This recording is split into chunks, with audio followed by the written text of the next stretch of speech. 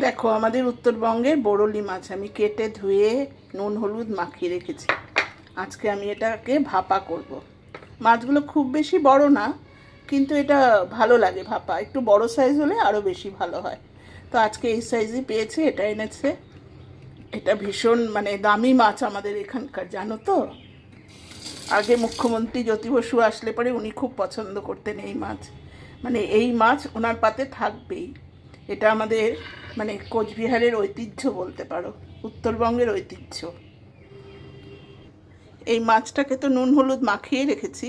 এই যে সর্ষে, সাদা সর্ষে আর কালো সর্ষে একসাথে করে বেটে নিয়েছি একটু লঙ্কা দিয়ে।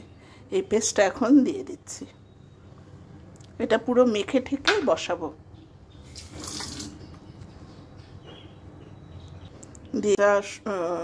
এরপরে দিয়ে দিয়েছি কাঁচা সর্ষের তেল। এখন এটাকে আমি একটু মেখে নিচ্ছি, হাত দিয়েই মাখবো।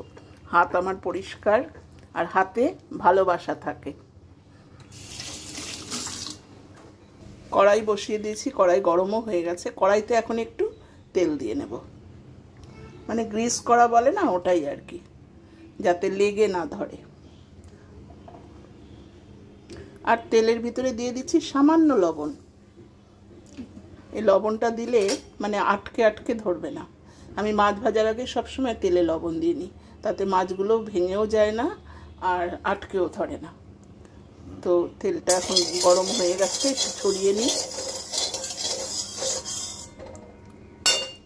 এখন আস্তে আস্তে মাছগুলো দিয়ে দেব। মাছে তো আমি নুন হলুদ দিয়েছিলাম, আর নতুন করে নুন হলুদ আর দেব না। এই যে এখন আমি এই মাছগুলো দিয়ে দিচ্ছি। বরলি মাছ রান্না করতে বেশিক্ষণ লাগে না, খুব নরম মাছ তো। আর এই মাছটা ফ্রিজে রেখে খাবো সেই উপায় নেই, কেননা যেদিন আনবে সেদিনই রান্না করতে হবে। মাছটা খুবই নরম। ছড়িয়ে দিলাম, এখন একটু ঢেকে দিচ্ছি। এখন এটা একটু স্টিমেই হোক। হয়ে গেছে আমার বরলি মাছ। এখন একটু নুনের ব্যালেন্সের জন্য সামান্য কয়েক দানা চিনি দেব। এটা তো মিষ্টি হবে না, খালি লবণের ব্যালেন্সটা রাখার জন্য। এই মাছগুলো যদি বড় হতো না, আরও বেশি ভালো হতো, কিন্তু এখন তো এত বড় হবে না, আরও কিছুদিন পরে হবে।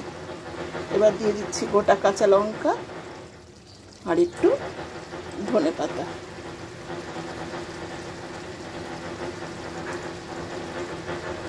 আর দিয়ে দিচ্ছি সামান্য কাঁচা সর্ষের তেল। ব্যাস, রেডি আমার বরলি মাছ। ভীষণ সুস্বাদু হয় খেতে এই মাছটা, অনেকটা ইলিশ মাছের মতনই মনে হয় ঝোলটা। প্লেটিং করে নিলাম। এই যে আমার বরলি ভাপা। উত্তরবঙ্গের মানুষরা জানে এই রান্নাটা। তো তোমরা যদি কখনো পাও এই মাছ, একবার ট্রাই করে দেখো, খুব ভালো লাগে।